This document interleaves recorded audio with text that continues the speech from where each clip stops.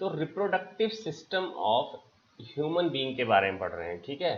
किसी और particular species के बारे में डिस्कस नहीं करेंगे, हम सिर्फ होमो सेपियन सेपियन के रिप्रोडक्टिव सिस्टम के बारे में डिस्कशन करने वाले। अब देखिएगा, ह्यूमन में जो बेसिक रिप्रोडक्शन फॉलो हो रही है वो सेक्सुअल टाइप ऑफ रिप्रोडक्शन होती है, ठीक है। अब सेक्सुअल टाइप ऑफ रिप्रोडक्शन जो है वो एसेक्सुअल टाइप ऑफ रिप्रोडक्शन से थोड़ी अलग होती है। कैसे? हमें मेन इंपॉर्टेंट जो पैरामीटर सेक्सुअल रिप्रोडक्शन के लिए चाहिए होता है वो आपके पास मेल और फीमेल गमीट का होना जरूरी है, ठीक है जी। क्या चीज का होना जरूरी हो गया? मेल एंड फीमेल गमीट्स का होना जरूरी हो गया। अब ये गमीट एग्जैक्टली में बनेंगे कहां पर? तो ये बनते हैं आपके पास में रिप्रोडक्टिव ऑर्गन में, ठीक है। तो रिप्रोडक्टिव ऑर्गन बेसिकली आपके पास मेल एंड फीमेल इंडिविजुअल में प्रेजेंट हैं। मीन बाय यहां पर एग्जैक्टली में होमो सेपियन सेपियन या ह्यूमन बींग्स के अंदर सेक्सुअल डायमॉर्फिज्म टोटली प्रेजेंट होगी। डिफरेंट आपके पास में मेल आपके पास सेक्स ऑर्गन और आपके पास different female sex organ exactly में मेल और फीमेल सेक्सेस के अंदर प्रेजेंट होंगे और उन्हीं के अंदर आपके पास एग्जैक्टली में मेल एंड फीमेल गमीट की प्रोडक्शन होने वाली है। अब इस रिप्रोडक्शन से हम समझते क्या है, ठीक है। तो रिप्रोडक्शन क्या होती है? It is basically to continue its own race an organism by the process of reproduction produces the offspring like its own. देखो, लेकिन आपके पास जब एसेक्सुअल और सेक्सुअल रिप्रोडक्शन को डिफरेंशिएट करने की कोशिश करते हैं तो हम ये कहते हैं कि एसेक्सुअल रिप्रोडक्शन में टोटली अलाइक 100% आपके पास जो ऑफस्प्रिंग होगा वो पेरेंट के जैसा ही होगा। मीन बाय ऑलमोस्ट क्लोन होगा, पूरी तरह से कार्बन कॉपी होने वाला है ऑफस्प्रिंग आपके पेरेंट की। लेकिन सेक्सुअल रिप्रोडक्शन में ऐसा नहीं होता है, कहीं ना कहीं आपके पास phenotypic and genotypic variation exactly में आपके पास ऑफस्प्रिंग में होगी।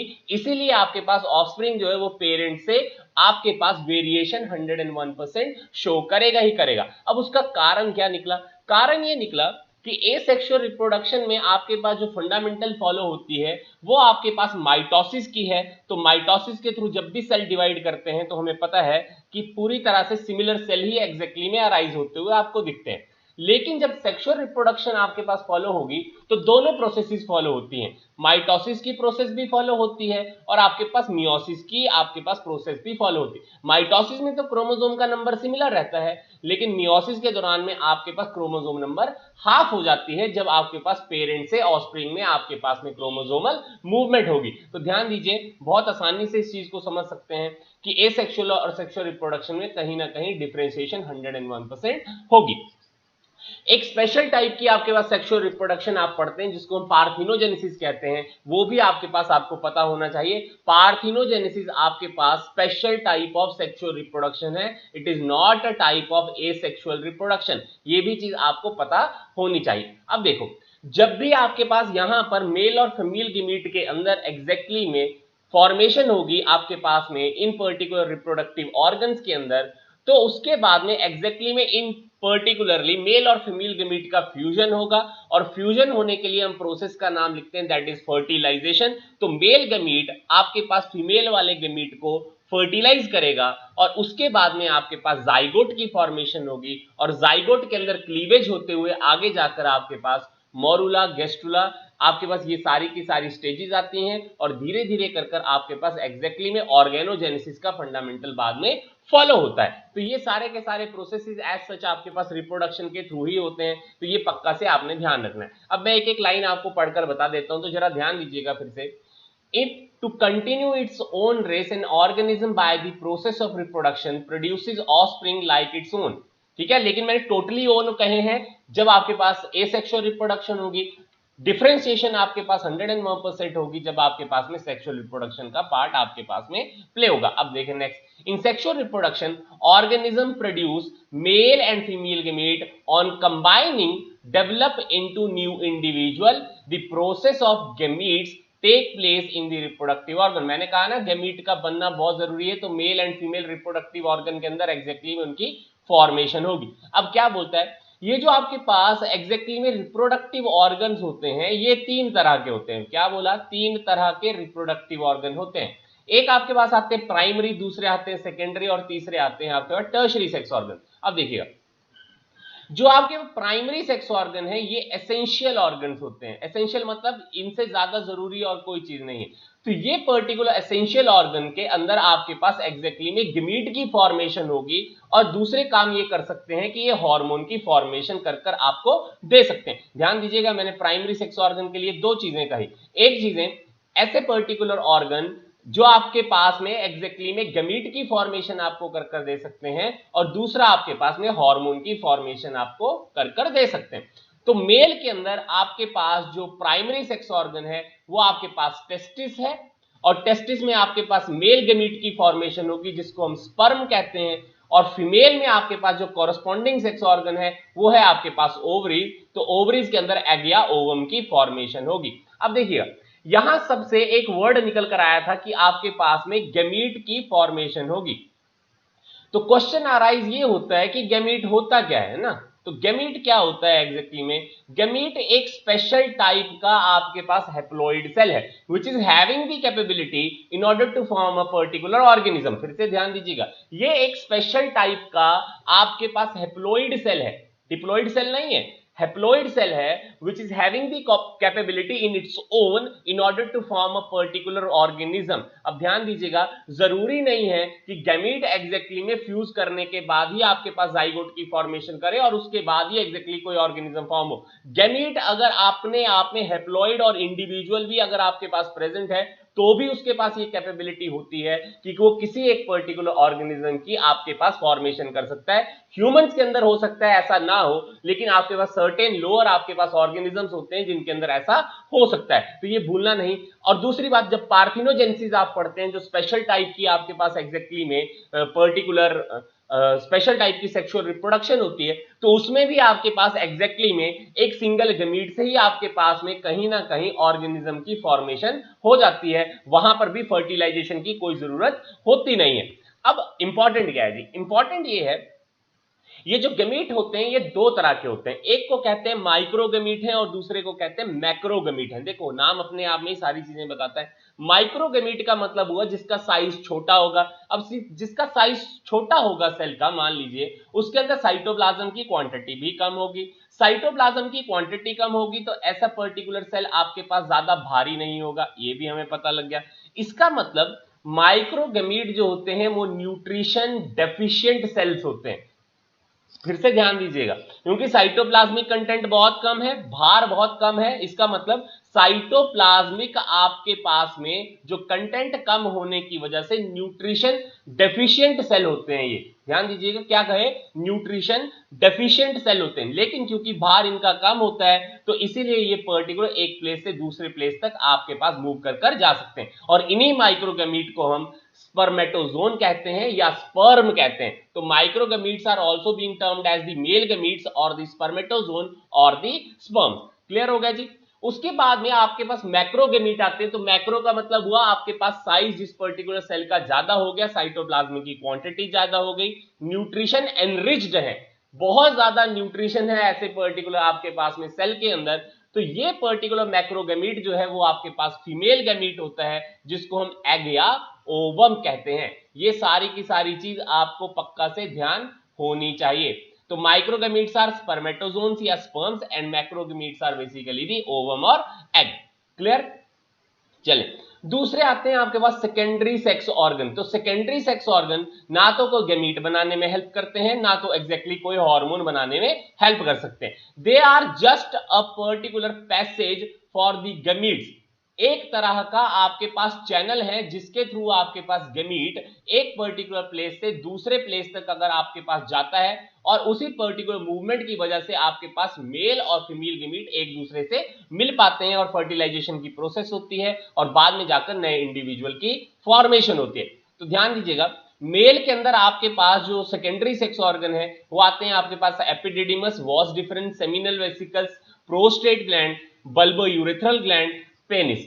इसके अलावा भी आपके पास होते हैं, लेकिन ये मेन आपके पास एग्जैक्टली में सेक्स ऑर्गन्स हैं जो सेकेंडरी वाले आपके पास मेल के अंदर पाए।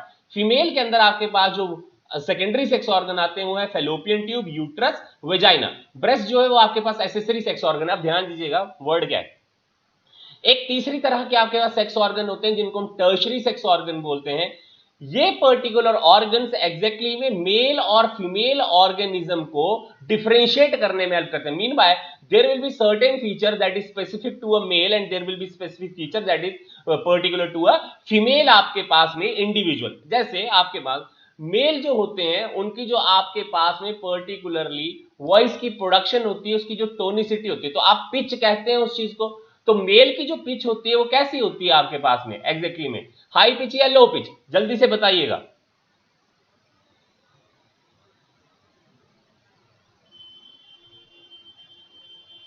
बिल्कुल जी।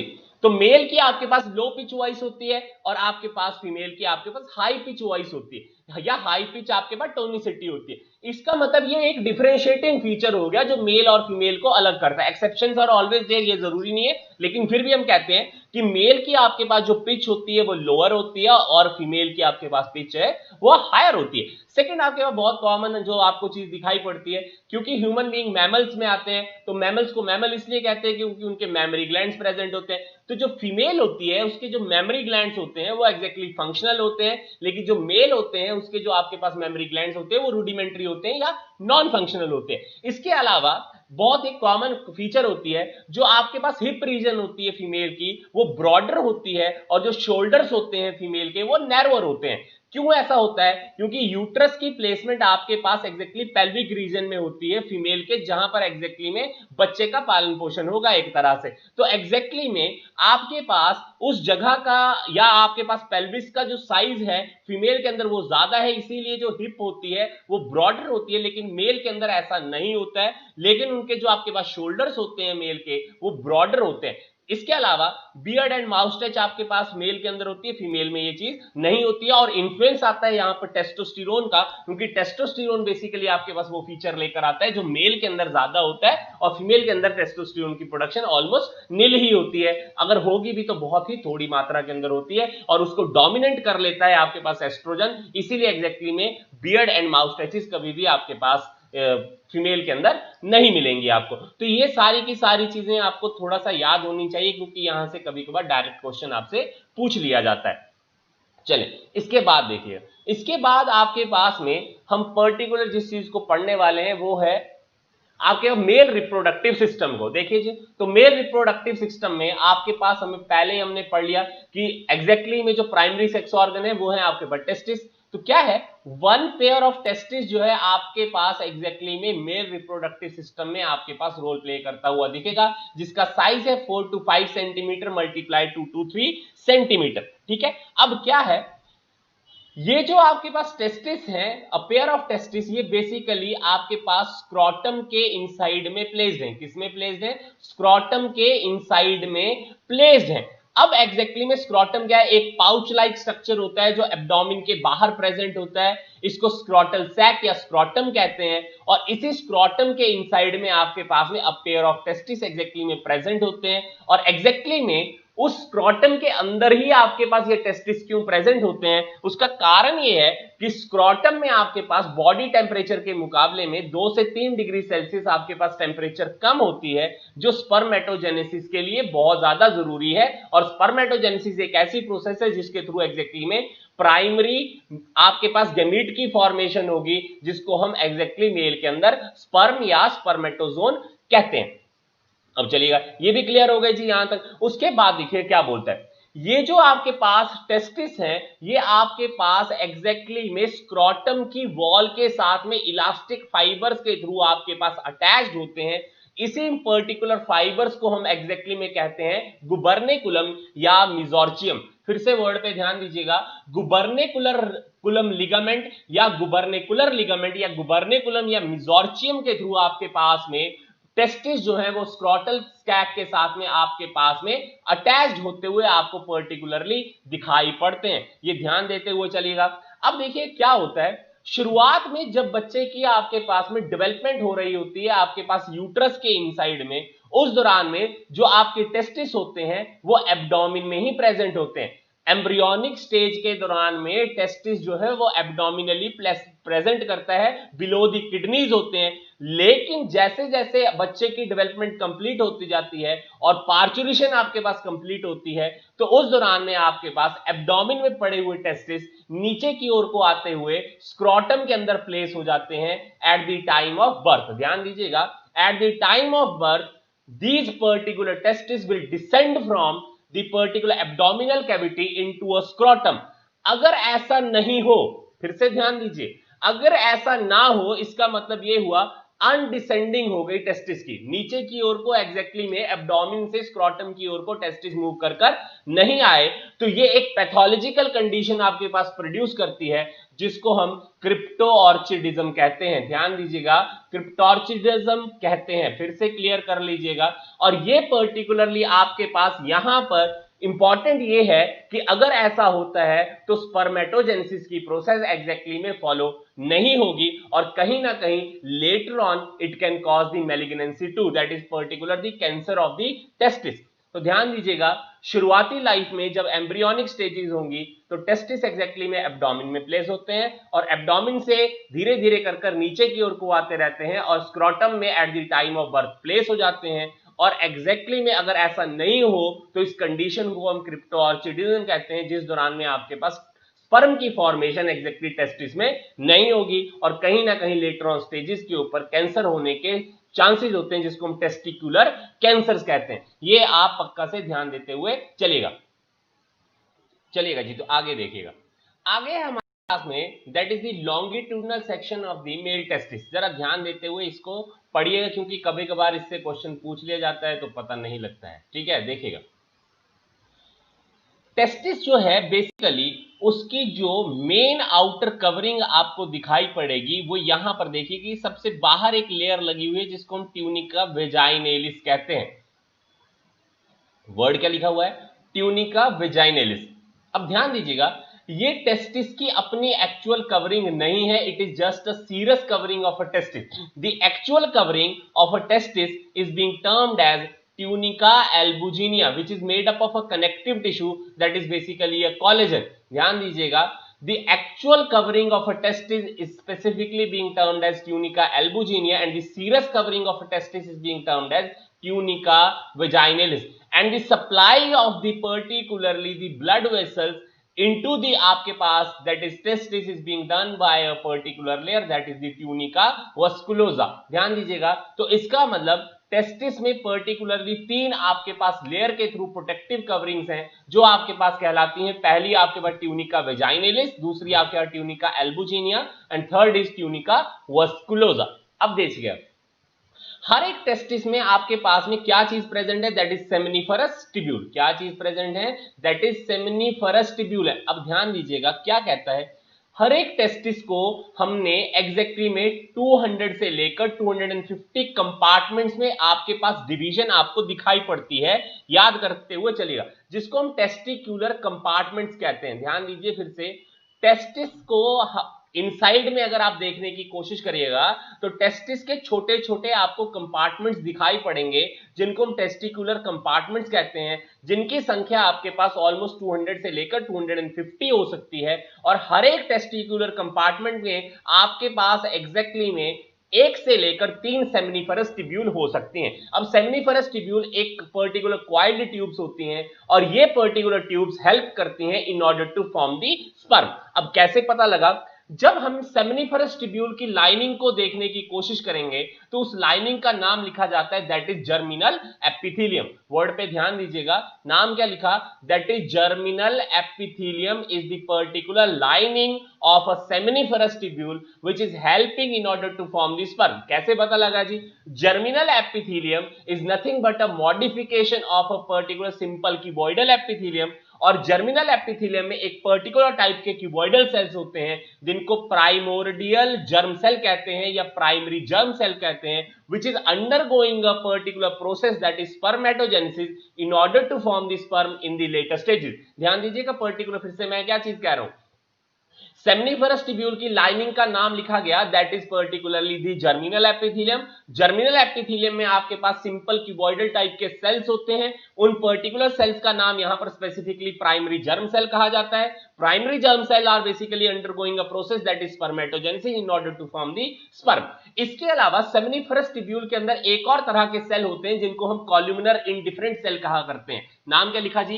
कॉल्यूमिनर इंडिफरेंट सेल कहते हैं, जिनको स्पेसिफिकली यहां पर कहा जाता है दैट इज सर्टोलाइज सेल है या नर्सिंग सेल है। लेटर ऑन हम इन्हीं पर्टिकुलर सेल को अभी डिस्कस करेंगे, लेकिन इतनी चीज पता होनी चाहिए कि आपके सेमनीफरस ट्यूब्यूल जो है वो 1 से लेकर 3 होते हैं हर एक टेस्टिकुलर कंपार्टमेंट के अंदर। टोटल नंबर ऑफ कंपार्टमेंट आपके पास 200 से लेकर 250, कईयों में आपके पास आपका 300 तक भी होते हैं, लेकिन normally on an average 250 compartment exactly में टेस्टिकुलर आपके पास प्रेजेंट होते हैं। उनमें आपके पास टोटल नंबर ऑफ, अगर एग्जैक्टली में सेमनीफरस ट्यूब्यूल पाई जाएंगी तो हमसे अगर आंसर पूछा जाए कि कितनी है, तो 250 अगर आपके पास टेस्टिकुलर कंपार्टमेंट है, मैक्सिमम अगर आपके पास 3 सेमनीफरस ट्यूब्यूल हर एक कंपार्टमेंट में हो सकती है, तो total number of seminiferous tubule maximally आपके पास 750, और उससे भी मैक्सिमल अगर आपके पास पूछकर चलते हो तो 900 से ज्यादा नहीं होंगी अगर आपके पास 300 आपके पास टेस्टिकुलर कंपार्टमेंट्स अवेलेबल हैं। तो ये चीज भी आपने पक्का से ध्यान देते हुए चलना है। अब देखिए क्या बोलता है,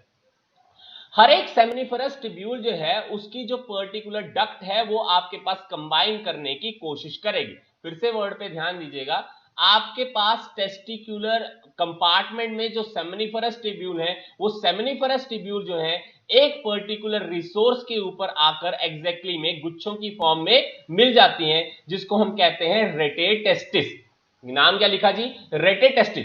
रेटेटेस्टिस में आपके पास एग्जैक्टली जो स्पर्म सेमनीफरस ट्यूब्यूल में बने वो रेटेटेस्टिस में आ जाते हैं, और रेटेटेस्टिस से होते हुए आपके पास एग्जैक्टली में वोसा इफ्रेंशिया में आपके पास में वो स्पर्म चले जाते हैं।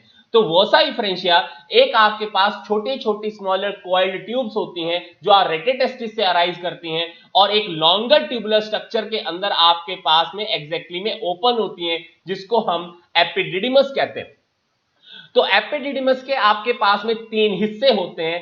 एक आपके पास में आती है head of the epididymis that is being termed as the caput. उसके बाद आती है आपके पास that is the body of the particularly the epididymis that is being termed as corpus epididymis, and the tail region that is being termed as the cauda epididymis। ध्यान दीजिए फिर से, स्पर्म आपके पास सेमनीफरस ट्यूब्यूल से होते हुए रेटेटेस्टिस में गए, रेटेटेस्टिस से होते हुए वोसा इफ्रेंशिया में, वोसा इफ्रेंशिया से होते हुए आपके पास एपिडिडिमस में। तो एपिडिडिमस में सबसे पहले गए हेड में, उसके बाद गए आपके पास बॉडी ऑफ द एपिडिडिमस में, उसके बाद गए tail region of the epididymis that is being termed as cauda epididymis। This cauda epididymis is specifically functioning in the temporarily storing of the sperms for a particular period of a time। ध्यान दीजिएगा, cauda epididymis में आपके पास में sperm की storage हो रही होती है कुछ एक पर्टिकुलर टाइम पीरियड के लिए।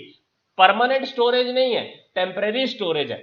अब इस एपिडिडिमस से होते हुए स्पर्म कहां पर चले जाते हैं? इनटू द वॉस डिफरेंस, और वॉस डिफरेंस से आपके पास होते हुए कहां पर मूव कर जाते हैं? इनटू द यूरेथ्रा, और यूरेथ्रा से होते हुए आपके पास या तो बॉडी के बाहर आ जाएंगे या तो वेजाइना में पर्टिकुलरली इनको insert through the particularly the phenyl structure आपके पास किया जा सकता है। तो उस पिनाइल स्ट्रक्चर में आपके पास यूरेथ्रा होती है, और यूरेथ्रा के थ्रू ही एग्जैक्टली में आपके पास स्पर्म जो है वो बाहर आते हैं। लेकिन मेन चैनल जिसके थ्रू एग्जैक्टली में आपके पास स्पर्म बाहर आने की कोशिश कर रहे हैं वो है आपके पास वॉस डिफरेंस। तो अगर कभी आपसे ये पूछ लिया जाए कि वॉस डिफरेंस को कट कर दिया जाए तो सबसे बड़ा इफेक्ट क्या पड़ेगा? तो वॉस डिफरेंस को अगर कट कर देंगे तो सबसे बड़ा इफेक्ट यही पड़ेगा कि एग्जैक्टली में स्पर्म बाहर नहीं आ पाएंगे। अब देखिएगा, ये जो स्पर्म होते हैं एक पर्टिकुलर टाइप ऑफ फ्लूइड के इनसाइड में आपके पास प्रेजेंट होते हैं, उसको हम पर्टिकुलरली सीमेन कहते हैं। तो सीमेन में आपके पास फ्लूइड के साथ में स्पर्म प्रेजेंट होते हैं। इसका मतलब सीमेन जो है वो यूरेथ्रा के थ्रू बाहर आता है। इसका मतलब ये हुआ कि कभी अगर आपसे क्वेश्चन ये पूछ लिया जाए कि आपका वॉस डिफरेंस काट दिया गया है, तो वॉस डिफरेंस को काटने के ऊपर क्या सीमेन बाहर नहीं आएगा? सीमेन बाहर आएगा लेकिन विदाउट द स्पर्म आएगा, क्योंकि वॉस डिफरेंस जो है वो आपके पास काट दी गई है, इसीलिए एग्जैक्टली में ये चीज फॉलो होगी। अब देखिएगा, इंटेंशनली भी वॉस डिफरेंस की कटिंग की जाती है, जिसको हम परमानेंट स्टरलाइजेशन का मेथड कहते हैं, जिसके लिए हम एक पर्टिकुलर वर्ड यूज करते हैं दैट इज वसेक्टमी। वसेक्टमी का मतलब, टोमी का मतलब होता है कट कर देना। तो आपके पास वसेक्टमी के प्रोसीजर के थ्रू आपके पास परमानेंट कॉन्ट्रासेप्शन या परमानेंट स्टरलाइजेशन का प्रोसेस फॉलो हो रही है, जिसमें वॉस डिफरेंस को आपके पास कट कर दिया जाता है और सूचर कर दिया जाता है, इसमें आपके पास 99.9% चांसेस ऐसे हैं कि ये प्रोसेस वापस से रिवर्स नहीं की जा सकती है। इसका मतलब ये हुआ कि कोई अगर मेल वसेक्टमी कराने के बाद ये चाहे कि एग्जैक्टली में कहीं ना कहीं इंटरकोर्स के दौरान में आपके पास फर्टिलाइजेशन हो जाए ओवम की, तो ये होना पॉसिबल नहीं है। इवन दो कि सीमेन बाहर आएगा, सेक्सुअल एक्साइटमेंट के ऊपर कोई फर्क नहीं पड़ने वाला है, लेकिन उसके बावजूद एग्जैक्टली में कभी भी फर्टिलाइजेशन नहीं होगी, क्योंकि वसेक्टमी जो है ये परमानेंट मेथड ऑफ स्टरलाइजेशन है। ये आपने पक्का से फिर से ध्यान देते हुए चलना है। चलेगा, इन सारी चीजों के अंदर भी मैंने वही सारी की सारी चीजें लिखी हुई हैं, तो फिर से देख लें। देखो तो जैसे एपिडिडिमस जो है वो टेम्परली आपके पास स्टोर करती है स्पर्म को। आपके पास एपिडिडिमस के 3 पार्ट लिखे हुए हैं, अपर वाला हाईली कॉइल्ड, मिडल वाला जिसको हमने बॉडी कहा था, और थर्ड आपके पास टेल रीजन जिसको हमने एग्जैक्टली में कॉडा कहा था। तो 3 पार्ट हो गए, दैट इज कपेट एपिडिडिमस, उसके बाद कॉर्पस एपिडिडिमस, और थर्ड आपके पास में कॉडा एपिडिडिमस। ये क्लियर हो गया। इसके अलावा मैंने कहा था total number of seminiferous tubule जो आपके पास में 750 से लेकर 1000, देखो मैक्सिमली 900 होती है, यहाँ थोड़ी सी वैल्यू में अंतर हो सकता है। ये आपके पास हायर रीजन पे वैल्यूज इसलिए बताई जाती हैं क्योंकि एक्सेप्शंस आर ऑलवेज देयर, तो ये पक्का से ध्यान दीजिएगा। अब यहां पर भी देख लें, सेमिनिफरस ट्यूब्यूल जो है वो आपके पास में ओपन करती है इनटू दी टेस्टिस, रेटेटेस्टिस, और रेटेटेस्टिस से आपके पास में दैट इज वोसा इफरेंशिया। वोसा इफरेंशिया से आप कहां पर गए थे, into the particular epididymis, epididymis से होते हुए आपके पास वोसा डिफरेंशिया, वोसा डिफरेंशिया से होते हुए आपके पास यूरेथ्रा में, और यूरेथ्रा के थ्रू आपके पास दैट इज स्पर्म जो है वो बाहर आए थे। तो ये सारी की सारी चीजें यहां पर लिखी हुई। अब देखिएगा एक चीज जो आपको याद रखनी है वो है ये वाला लाइंस, ये स्टार मार्क कर कर आपने याद कर लेनी है। क्या लिखा हुआ है, was difference run upwards and enter into the abdominal cavity. इसका मतलब स्पर्म जो है वो आपके पास एक्स्ट्रा एब्डोमिनली आपके पास बनते हुए आपके पास फिर से एब्डोमिन में मूव करते हुए जाते हैं थ्रू दी वॉस डिफरेंस, और वॉस डिफरेंस जो है आपके पास में क्वाइल करती है around the ureter of the reproductive आपके पास ये respective sites, and then dilate to form the ampulla. ध्यान दीजिए फिर से वर्ड क्या लिखा हुआ है, वॉस डिफरेंस जो है आपके पास एब्डोमिन में मूव करती हुई जाती है। वॉस डिफरेंस आपके पास में यूरेटर के अराउंड में आपके पास क्वाइल करती हुई दिखेगी, और टर्मिनल रीजन जो है वो आपके पास वहां पर डायलेशन होती हुई दिखेगी, जिसको हम एम्पुला कहते हैं।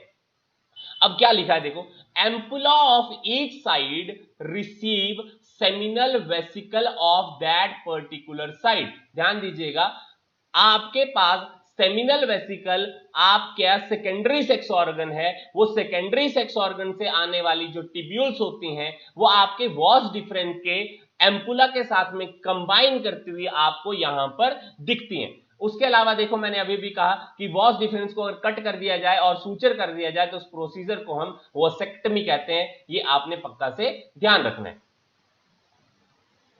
चलेगा, उसके बाद में एसेसरी रिप्रोडक्टिव ग्लैंड्स के बारे में थोड़ा सा देख लेते हैं, जहां से फिर से क्वेश्चन बनने की टेंडेंसी होती है। तो पहले है आपके पास सेमिनल वेसिकल के बारे में। अब सेमिनल वेसिकल आपके पास में जो फॉर्म होती है वो फॉर्म होती है मुलेरियन डक्ट ऑफ एम्ब्रियो से। ध्यान दीजिएगा, एम्ब्रियो में एक डक्ट होती है जिसका नाम मुलेरियन डक्ट कहा जाता है। अच्छा पहले ये बताएं कि पिछले वाली चीज समझ आ गई?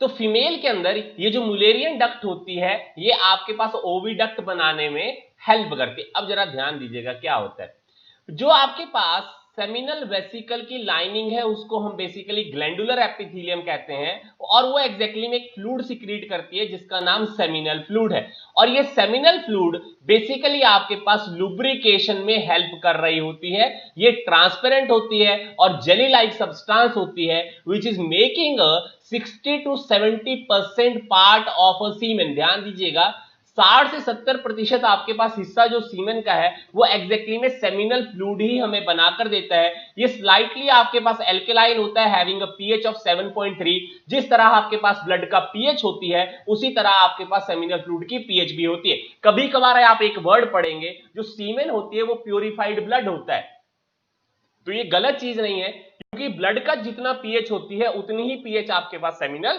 फ्लूइड की होती है। अब क्या चीज इंपॉर्टेंट है, इंपॉर्टेंट ये है सेमिनल फ्लूइड में एक पर्टिकुलरली आपके पास शुगर कंपाउंड पाई जाती है जिसको फ्रक्टोज कहते हैं, और ये fructose it is acting as a fluid to the या फ्यूल टू दी स्पर्म। इसका मतलब ये हुआ एनर्जी जो है एग्जैक्टली में स्पर्म को फ्रक्टोज की मदद से मिलती है। इसके अलावा आपके पास इस सीमेन के अंदर फिब्रिनोजन, प्रोस्टाग्लैंडिन, सिट्रेटाइन, inositol and several protein other भी प्रेजेंट्स होती हैं जो आपकी इंपॉर्टेंट रोल प्ले करती रहती हैं। अब ध्यान दीजिएगा क्या चीज याद रखनी है, देखो आपको पर्टिकुलरली फ्रक्टोज जो है यूटिलाइज होता हुआ हमारी बॉडी में कहीं और दिखाई नहीं पड़ता है, क्योंकि हमारी बॉडी ज्यादातर ग्लूकोज की यूटिलाइजेशन करती है, एक्सेप्शन इज स्पर्म। अब ध्यान दीजिएगा ये एग्जैक्टली में सीमेन में प्रेजेंट है। अब देखो कभी कभार अगर फीमेल का रेप हो जाता है तो उस दौरान में एक्चुअल डिटेक्शन करना कि एग्जैक्टली में उसका रेप हुआ है या नहीं हुआ है, पहले किया करते थे तो 2 फिंगर टेस्ट, 2 फिंगर्स को इंसर्ट किया जाता था इनटू दी वेजाइना और ये पता लग जाता था एग्जैक्टली में कि बोल देते थे कि कहीं ना कहीं रेप हुआ। ये तो नॉर्मल इंटरकोर्स के दौरान में भी हो सकता है, आपके पास पर्टिकुलरली कंसेंट हो फीमेल की उस दौरान में भी एग्जैक्टली में जब पेनिस इनसाइड में जाता है तो पेनिस की जो गर्थ होती है वो 2 फिंगर्स के अकॉर्डिंगली होती है। तो इसका मतलब ये हुआ 2 फिंगर टेस्ट कभी भी एग्जैक्टली रेप को डिटेक्ट नहीं कर सकता है हुआ है या नहीं हुआ। लेकिन अगर वेजाइना के इनसाइड के फ्लूइड को एग्जामिन करते हुए वेजाइना के अंदर अगर फ्रक्टोज की क्वांटिटी मिलती है, इसका मतलब ये है कहीं ना कहीं एग्जैक्टली में इंटरकोर्स जो है वो परफॉर्म हुआ है, और कहीं ना कहीं अगर फीमेल ये बोलती है कि मेरे साथ जबरदस्ती हुई है, इसका मतलब एग्जैक्टली में जबरदस्ती हुई थी, क्योंकि फ्रक्टोज जो है एग्जैक्टली में उसी पर्सन का एग्जैक्टली उसी की बॉडी के इनसाइड दी वेजाइना जो है मिले। तो आज की डेट में जो कंफर्मेटरी टेस्ट है एग्जैक्टली में इंटरकोर्स का या रेप का, वो है फ्रक्टोज की एग्जामिनेशन की जाती है इनटू द वेजाइनल फ्लूइड। तो ये आपने पक्का से ध्यान रखते हुए चलना है। नेक्स्ट पार्ट देखिए, नेक्स्ट आती है आपके पास प्रोस्टेट ग्लैंड जो आपके पास यूरिनरी ब्लैडर के नीचे प्रेजेंट होती है। अब आपके पास में क्या है, ये अनपेयर्ड है। ध्यान दीजिएगा प्रोस्टेट ग्लैंड कैसी होती है, अनपेयर्ड है, mean by single he gland होती है, और आपके पास ईच लोब जो होती है आपके पास वो ओपन करती है into the prostatic urethra through many fine aperture. अब ये आपको चीज नहीं ध्यान रखनी है क्योंकि ये सारी चीज आपको डायग्राम्स के थ्रू आपको याद रहनी चाहिए, लेकिन आपको अभी यहाँ डायग्रामेटिक्स मैंने कोई बनाया नहीं है तो आपको ध्यान रखने की जरूरत नहीं है। अब देखो क्या लिखता है, जो याद करना है, लिखता है प्रोस्टेट ग्लैंड आपको एक पर्टिकुलरली फ्लूइड की फॉर्मेशन कर देती है जो अगेन एल्केलाइन है, लेकिन कैसा सॉल्यूशन है, मिल्की है, थिक है, स्टिकी है और जेली लाइक है, which is making almost 30% contribution to the semen. 60 से 70% आपके पास सेमिनल फ्लूइड से आ रही थी, आपके पास प्रोस्टेटिक फ्लूइड की जो कंट्रीब्यूशन है वो 30% आ रही है सीमेन में, और ये हेल्प करती है कि स्पर्म की एक्टिवेशन हो। ध्यान दीजिएगा, तो इस सिक्रीशन में आपके पास जो प्रोस्टेट ग्लैंड से आती है उसमें सिट्रिक एसिड होती है, कैल्शियम और फॉस्फेट होती है, क्लॉटिंग एंजाइम्स होते हैं और आपके पास फिब्रिनोलाइसिन होती है। तो ध्यान देकर चलिएगा। अब क्या लिखा है, the secretion of prostate gland combines with the secretion of seminal vesicle so the semen get coagulated. तो आप देखेंगे जब भी बॉडी से बाहर सीमेन आ जाती है तो आपके पास वो सीमेन कुछ समय के लिए कोगुलेट कर जाती है। तो उसकी कोगुलेशन का कारण क्या बताया जाता है, जो एग्जैक्टली में फिब्रिनोजन नाम के आपके पास प्रोटीन उस पर्टिकुलर फ्लूइड में प्रेजेंट होती है सीमेन के अंदर, तो उसकी जो कंट्रीब्यूशन एग्जैक्टली आपको यहां पर दिखाई पड़ रही है वो दिखाई पड़ती है आपके पास सेमिनल फ्लूइड के थ्रू आती हुई, आपके पास प्रोस्टेटिक फ्लूइड के थ्रू आती हुई। अब नेक्स्ट पार्ट देखिएगा, नेक्स्ट पार्ट क्या है, in the coagulated semen the mobility of sperm is reduced so energy is conserved. Simple सी बात है, अब जब कोगुलेशन हो जाएगी तो स्पर्म को मूव करने की कोई जरूरत नहीं होगी। उस दौरान में एग्जैक्टली में वो स्पर्म अपनी एनर्जी को कंजर्व कर रहे होते हैं ताकि पर्टिकुलरली जब उनकी मूवमेंट होनी हो तो उस एनर्जी की वो यूटिलाइजेशन कर सके। अब देखिए क्या लिखता है, after some time of ejaculation due to fibrinolysin that is basically present in this prostatic fluid, वो फिब्रिनोलाइसिन सीमेन को अगेन लिक्विफाई करते हैं और सीमेन में जो पड़े हुए स्पर्म होते हैं वो अगेन मूव करना शुरू करते हैं, अदरवाइज मूवमेंट नहीं होती, क्योंकि सीमेन जो पहले कोगुलेट कर गया था उसके बाद में उसकी कोगुलेशन को आपने खत्म करना था, कोगुलेशन को खत्म करने के बाद में ल्यूकिफिकेशन उस सीमेन की करवाने का काम फिब्रिनोलाइसिन जो आपके पास प्रोस्टेटिक फ्लूइड में होते हैं वो आपको हेल्प कर रहे होते हैं। उसके बाद थर्ड आते हैं आपके पास कॉपर्स ग्लैंड। इन कॉपर ग्लैंड को हम पर्टिकुलरली बल्बो यूरेथ्रल ग्लैंड भी कहते हैं और ये आपके पास लेटरल साइड्स ऑफ यूरेथ्रा में प्रेजेंट होते हैं और ये बेसिकली आपका सिक्रीशन ट्रांसपेरेंट देते हैं, स्लाइमी देते हैं और जेली लाइक देते हैं, having again the alkaline pH of 7.2। और ये पर्टिकुलर जो कॉपर्स ग्लैंड होते हैं ये आपके पास ड्यूरिंग द इंटरकोर्स आपको हेल्प कर रहे होते हैं ताकि फ्रिक्शनलेस मूवमेंट जो है वो पेनिस के इनसाइड दी वेजाइना आराम से हो सके। और यही पर्टिकुलर आपके पास कॉपर्स ग्लैंड जो है लुब्रिकेशन का फंडामेंटल एग्जैक्टली में फॉलो करते हुए आपको दिखाई पड़ते हैं। ये आपने पक्का से ध्यान रखना। इसके अलावा जो एग्जैक्टली में यूरेथ्रा में जो एसिडिक नेचर होता है, क्योंकि यूरेथ्रा के थ्रू ही यूरिन बाहर आता है, तो उस पर्टिकुलर यूरिन की जो एसिडिटी है उसको भी खत्म करने में यही कॉपर ग्लैंड एग्जैक्टली में मदद करते हैं और इन्हीं कॉपर ग्लैंड की सिक्रीशन एग्जैक्टली में मदद करती है ताकि आपके पास में स्पर्म की मूवमेंट जो है बहुत स्मूथली हो पाए। अदरवाइज स्पर्म की डिस्ट्रक्शन हो जाएगी अगर वो एग्जैक्टली में एसिड के कांटेक्ट में आ जाएंगे। तो ये आपने पक्का से फिर से ध्यान रखना है। अब देखो जी, ये सारे का सारे आपके पास हिस्टोलॉजिकल सेक्शन मैंने यहां पर बनाया हुआ है जो आपके पास किसका है, दैट इज सेमनीफरस ट्यूब्यूल का। तो सेमनीफरस ट्यूब्यूल के अंदर आपके पास एग्जैक्टली में मैंने अभी अभी कहा था कि सेमनीफरस ट्यूब्यूल की लाइनिंग का नाम था that is particularly germinal epithelium. Germinal epithelium में जो सेल थे उनका नाम था प्राइमोर्डियल जर्म सेल। तो ये आपने पक्का से ध्यान रखना है। अब देखिएगा क्या लिखा हुआ है, इसके अलावा जो दूसरे सेल थे उनका नाम था सर्टोलाई सेल, जिनको हमने कॉलुमनर इनडिफरेंट सेल कहा था। और यही कॉलुमनर इनडिफरेंट सेल को हम कहते हैं that is nerve cell, Sertoli cell या सबटेंटिकुलर सेल या सस्टेंटिकुलर सेल। इनका काम होता है जो आपके स्पर्म डेड हो जाते हैं या इंजर हो जाते हैं उनकी फैगोसाइटोसिस करवाना। और इसके अलावा आपके पास में ब्लड टेस्टिस बैरियर जो फॉर्म करते हैं वो भी आपके पास सर्टोलाई सेल करते हैं। इसके अलावा सर्टोलाई सेल आपके पास इनहिबिन नाम के एक हार्मोन की प्रोडक्शन कर देते हैं जो एग्जैक्टली में फॉलिकल स्टिमुलेटिंग हार्मोन की जो आपके पास एग्जैक्टली में फंक्शनैलिटी होती है उसको रिड्यूस करने में हेल्प करते हैं। तो ये भी आपने पक्का से ध्यान रखना है। अब क्या लिखता है, इसके अलावा सेमनीफरस ट्यूब्यूल के बीच में जो आपके पास में कनेक्टिव टिश्यू है या इंटरस्टिशियल फ्लूइड है उसके अंदर एक पर्टिकुलर सेल पड़ा होता है जिसका नाम यहां पर आप देखेंगे दैट इज लेडिग सेल लिखा हुआ। ये लेडिग सेल आपके पास में इंटरट्यूबुलर स्पेसिस में आपके पास रहते हुए एंडोक्रीन सेल की तरह बिहेव करते हैं। इनका दूसरा नाम इंटरस्टिशियल सेल भी लिखा जाता है और ये एक हार्मोन प्रोड्यूस करते हैं जिसका नाम टेस्टोस्टेरोन है। And this testosterone is basically helping in to particularly help in the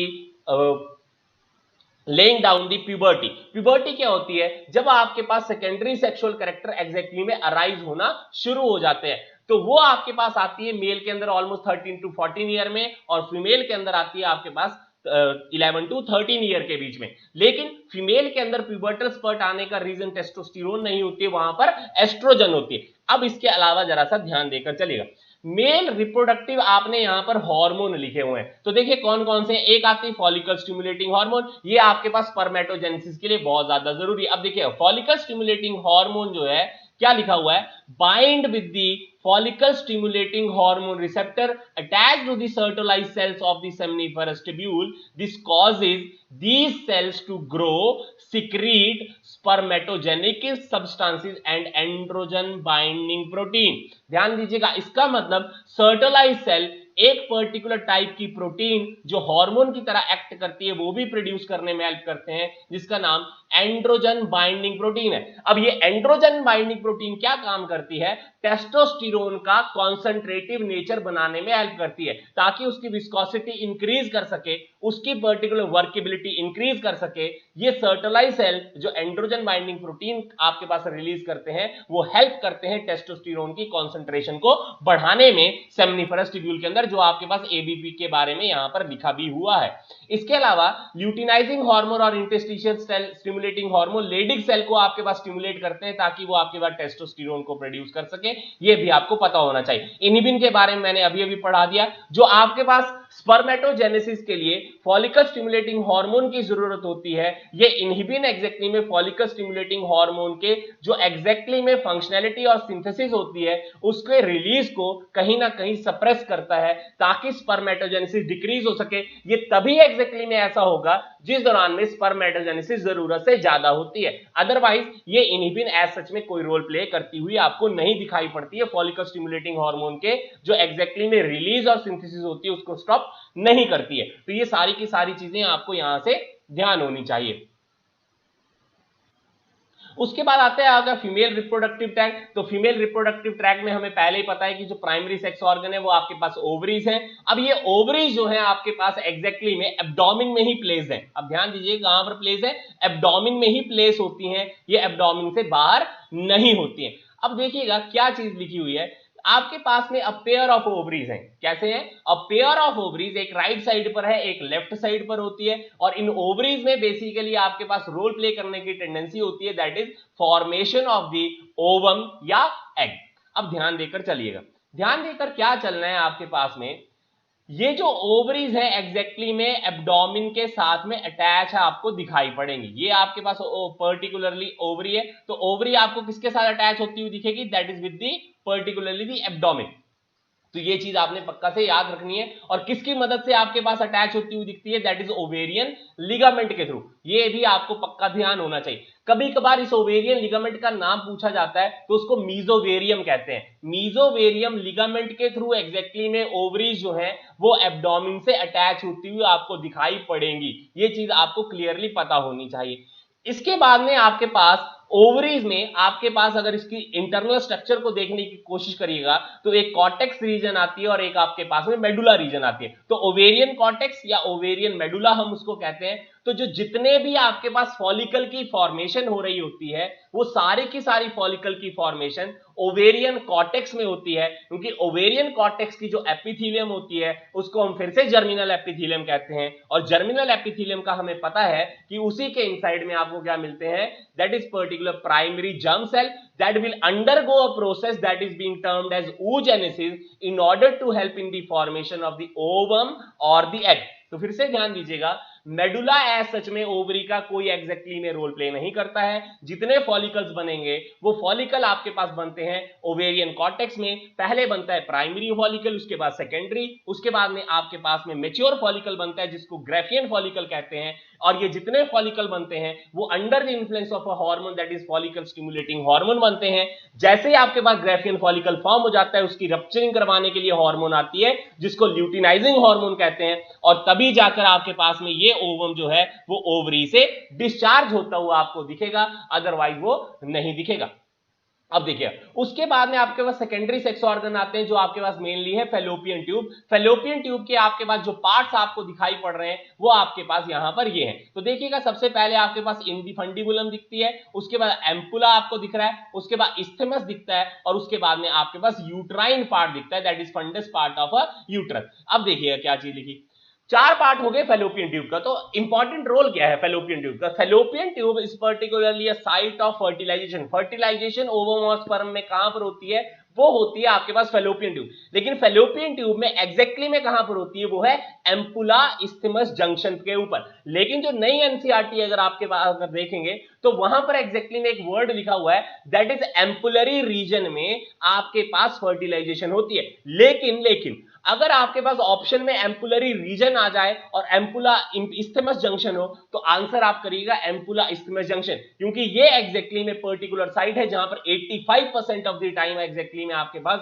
fertilisation होती हुई आपको दिखेगी। दूसरा पार्ट जहां पर याद रखना है, अब ओवम एग्जैक्टली में जब ओवरी से रिलीज हुआ तो एग्जैक्टली फेलोपियन ट्यूब में कैसे गया, तो फेलोपियन ट्यूब में जाने के लिए मदद ली जाती है इस पर्टिकुलर इनफंडिबुलम की। इनफंडिबुलम में आपके पास देखेंगे फिंगर लाइक प्रोसेसेस होती हैं, ये एग्जैक्टली में वाइब्रेट करती रहती हैं, और इस वाइब्रेशन की मदद से ही एग्जैक्टली में ओवम जो है एम्पुला इस्थेमस जंक्शन तक आपको पहुंचता हुआ दिखेगा। ये पक्का से आपने ध्यान देना है। तो फेलोपियन ट्यूब जो है वो आपके पास साइट हो गई फर्टिलाइजेशन की। अब दूसरी पार्ट एक और देखिएगा, आपके पास ये इनसाइड में ये है यूट्रस। ये यूट्रस बेसिकली आपके पास इंप्लांटेशन में हेल्प करता है या फीटस के डेवलपमेंट में हेल्प करता है। तो इस पर्टिकुलरली आपके पास जो एग्जैक्टली में यूट्रस है इसकी लाइनिंग्स है हमारे पास में, ठीक है। अब लाइनिंग कौन कौन सी है ये भी आपको पता होना चाहिए। तो लाइनिंग अगर बाहर से अंदर की ओर को देखते हुए चलेगा तो एपिमिट्रियम आती है, उसके बाद मायोमिट्रियम और उसके बाद में endometrium. Under the influence of certain hormones ये एंडोमेट्रियम हर एक 28 डेज के बाद में शेड होती रहती है, और मेन रिस्पॉन्सिबल जो हार्मोन है वो है आपके पास प्रोजेस्टेरोन। तो प्रोजेस्टेरॉन का अगर लेवल सडनली कम हो जाता है तो उस दौरान में एंडोमेट्रियम जो है वो आपके पास शेड हो जाती है, और एंडोमेट्रियम जब ब्रेक करती है तो ब्लड वेसल जो इसके इनसाइड में होती है वो भी रप्चर कर जाती हैं, और जो ब्लीडिंग होगी वो थ्रू दी वेजाइना होना शुरू हो जाती है, जिसको हम मेंस्ट्रुएशन कहते हैं। तो मेंस्ट्रुअल साइकिल हर एक 28 डेज में इसलिए फॉलो हो रही होती है क्योंकि एंडोमेट्रियम जो है वो आपके पास अंडर द इन्फ्लुएंस ऑफ आपके पास प्रोजेस्टेरॉन जब उसका लेवल बहुत ही ज्यादा सडनली लो हो जाता है, जो इमीडिएट कॉज है एंडोमेट्रियम की ब्रेकेज का, वो एग्जैक्टली में एंडोमेट्रियम जब ब्रेक होगी तो ब्लड वेसल भी रप्चर कर जाती हैं और ब्लीडिंग जो है आपके पास वेजाइना के थ्रू होना शुरू हो जाती है, जिसको हम मेंस्ट्रुअल साइकिल कहते हैं। पहली जो मेंस्ट्रुअल साइकिल आती है उसको मीनार्क कहते हैं, और ऑलमोस्ट ये पर्टिकुलर जो आपके पास मेंस्ट्रुअल साइकिल है अप टिल 50 ईयर जो आपके पास फीमेल में है उसके अंदर फॉलो होती रहती है,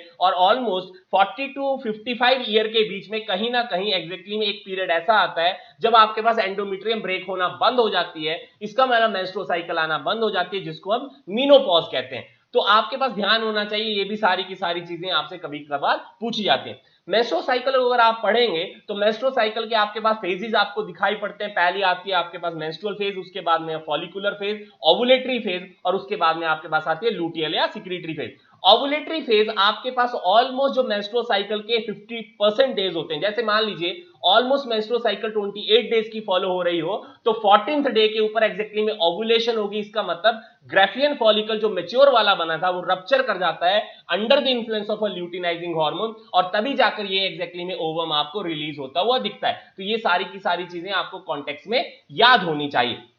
अब चलिएगा, इसके अलावा आपके पास जो ग्लैंड प्रेजेंट होते हैं वो है आपके पास बार्थोलिन ग्लैंड। तो हमने क्या लिखा हुआ है, it is a homologous gland to a Cowper gland of the male, जो आपके पास बल्बो यूरेथ्रा ग्लैंड के नाम से वहां पर हमने पढ़ा था। अब ध्यान दीजिएगा, ये पर्टिकुलर जो ग्लैंड्स होते हैं ये आपके पास लेटरल साइड्स ऑफ वेजाइना में प्रेजेंट होते हैं। वेजाइना में ऐसा कोई ग्लैंड नहीं होता है, वेजाइना के लेटरल साइड जहां पर वेजाइना की ओपनिंग हो रही होती है वहीं पर पर्टिकुलर ये ग्लैंड्स प्रेजेंट होते हैं, जो एग्जैक्टली में सेम टू सेम वैसी ही सिक्रीशन करते हैं जैसे बल्बो यूरेथ्रा ग्लैंड कर रहे होते थे। जो आपके पास एल्केलाइन है, वाटरी है, और वो बेसिकली हेल्प कर रही है इंटरकोर्स को परफॉर्म करने में सेक्सुअल एक्साइटमेंट के दौरान में, जब पर्टिकुलरली इंसर्शन जो है वो पेनिस की इनसाइड दी वेजाइना करनी होती है तो उस दौरान में आपके पास फ्रिक्शनलेस मूवमेंट को प्रोवाइड करने में आपके पास एग्जैक्टली में Bartholin gland of the female and the bulbourethral gland और the Cowper's gland of the male जो है वो आपके पास हेल्प कर रहे होते हैं। तो ये चीज आपको पक्का से ध्यान देते हुए चलना है। अब देखिएगा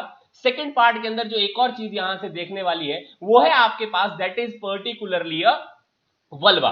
तो देखिएगा वल्वा में आपके पास बहुत सारे स्ट्रक्चर्स आते हैं, इसको एक्सटर्नल जेनिटेलिया कहा जाता है फीमेल का, जिसमें बहुत सारी चीजें आती हैं। एक आती है आपके पास मॉन्स प्यूबिस, उसके बाद labia majora, labia minora and clitoris. अब ध्यान दीजिएगा जो आपके पास क्वेश्चन यहां से पूछी जाती है वो है क्लिटोरिस से पूछने वाली, ठीक है। देखिएगा फीमेल का जो मोस्ट सेंसिटिव आपके पास में कंपोनेंट है बॉडी में वो आपके पास क्लिटोरिस है। क्यों? क्योंकि क्लिटोरिस के पास में एग्जैक्टली में बहुत सारी न्यूरॉन के गुच्छे पड़े होते हैं और वो इसीलिए सबसे ज्यादा सेंसिटिव होता है, और ये आपके पास फीमेल की बॉडी का इरेक्टाइल टिश्यू है। ये आपके पास होमोलोगस ऑर्गन है पूरी तरह से, जैसे मेल के अंदर पेनिस होती है, पेनिस भी बेसिकली इरेक्टाइल टिश्यू है लेकिन मेल का है, उसी का कॉरस्पॉन्डिंग पार्ट अगर फीमेल में देखा जाएगा तो वो क्लिटोरिस होती है।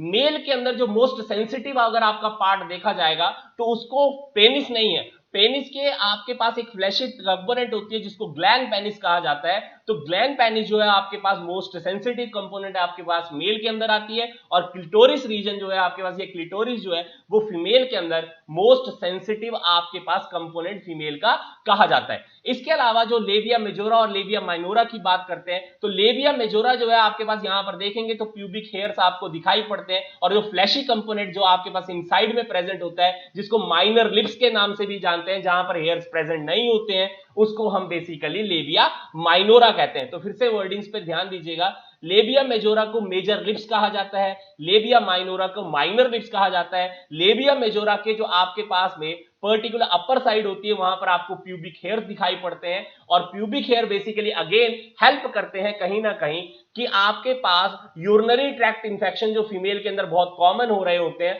वो ना हो, क्योंकि एक तरह से वो फिल्टरिंग अपरेटस का काम करते हैं। अब एक बात ध्यान दीजिएगा, क्या ध्यान दीजिएगा, फीमेल की जो आपके पास पेल्विक रीजन है उसमें 3 ओपनिंग पाई जाती हैं, एक एनल ओपनिंग है, एक आपके पास वेजाइनल ओपनिंग होती है और एक यूरेथ्रल ओपनिंग होती है। वेजाइना बेसिकली हेल्प करती है आपके पास में इंसेमिनेशन में या आपके पास इंटरकोर्स को परफॉर्म करने में। यूरेथ्रल ओपनिंग के थ्रू बेसिकली यूरिन बाहर आ रहा होता है। मीन बाय मेल से अगर फीमेल के पार्ट को डिफरेंशिएट करना हो तो मेल में तो एग्जैक्टली में यूरेथ्रा के थ्रू ये एग्जैक्टली यूरिन और सीमेन दोनों बाहर आ रहा था, लेकिन आपके पास फीमेल में यूरेथ्रा के थ्रू सिर्फ यूरिन बाहर आ रही होती है और इंटरकोर्स को परफॉर्म करने के लिए अलग एक पर्टिकुलर चैम्बर दिया हुआ है जिसको वेजाइना कहते हैं। इस वेजाइना की एक खासियत है, खासियत क्या है, वेजाइना में कोई ग्लैंड नहीं होता है सच में, लेकिन इस वेजाइना को इंटरनली प्रोटेक्ट करने के लिए एक पर्टिकुलर इसके इनसाइड में बैक्टीरिया होती है जिसको लैक्टोबैसिलस एसिडोफिलस कहते हैं। और ये लैक्टोबैसिलस एसिडोफिलस ग्लाइकोजन का ब्रेकडाउन कर लैक्टिक एसिड की प्रोडक्शन करती है जिसका पीएच ऑलमोस्ट 3.9 से लेकर 4.5 होती है। इसका मतलब इनसाइड ऑफ द वेजाइना बहुत ज्यादा एसिडिक है। इसी वजह से अगर कोई एंटीजन एंटर कर भी जाते हैं ना, तो अगर वो एसिड के कांटेक्ट में आएंगे तो प्रोटीन कोगुलेट कर जाएगी, क्योंकि सभी के सभी एंटीजन की जो आउटर लेयरिंग होती है वो प्रोटीन से बनी होती है और प्रोटीन जब भी एसिड के कांटेक्ट में आती है वो कोगुलेट कर जाती है। इसका मतलब एंटीजन एक तरह से वहां पर डिस्ट्रॉय हो जाएगा जैसे ही वेजाइना के कांटेक्ट में आएगा। पर ध्यान दीजिएगा, क्योंकि आपके पास एक जगह पर यहां पर यूरेथ्रल चैम्बर भी पड़ा हुआ है जहां से यूरिन एग्जैक्टली में बाहर आता है, तो इस पर्टिकुलर चैनल में एग्जैक्टली में कोई बैक्टीरिया रिसाइड नहीं करता है। इसी वजह से यूरिनरी ट्रैक्ट इंफेक्शन होने के जो चांसेस होते हैं फीमेल के अंदर वो बहुत ज्यादा होते हैं। कारण उसका यही है कि यूरेथ्रा की जो लेंथ होती है एग्जैक्टली में फीमेल के अंदर वो सिर्फ आपके पास 4 सेंटीमीटर की होती है, लेकिन अगर मेल में देखिएगा तो ऑलमोस्ट 20 सेंटीमीटर होती है, क्योंकि पेनिस जो है उसकी वजह से इलोंगेशन हो जाती है यूरेथ्रा की। इसीलिए मेल के अंदर यूरिनरी ट्रैक्ट इंफेक्शन होने के चांसेस सिर्फ आपके पास 5 से 10% होते हैं, लेकिन फीमेल में यूरिनरी ट्रैक्ट होने के इंफेक्शन होने के चांसेस बहुत ज्यादा होते हैं, क्योंकि यूरेथ्रा को प्रोटेक्ट करने के लिए उसके इनसाइड में कोई एग्जैक्टली में आपके पास में बैक्टीरिया रिसाइड नहीं कर